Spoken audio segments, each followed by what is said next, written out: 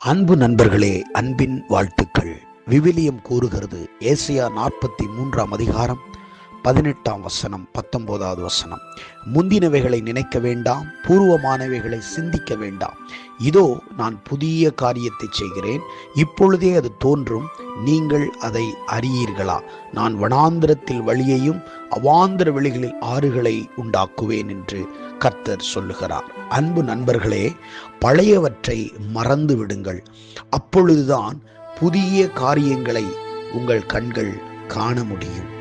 ஆம், சில நேரத்தில் நம்முடைய வாழ்க்கையில் நடந்த சில பழைய தோல்விகள், பழைய சோர்வுகள், பழைய வாழ்க்கை, பழைய குற்ற உணர்வுகள், பழைய எண்ணங்கள், பழைய நினைவுகள், பழைய ஏமாற்றம், இவைகளை நினைத்து கலங்கி கொண்டிருக்கிறீர்களா?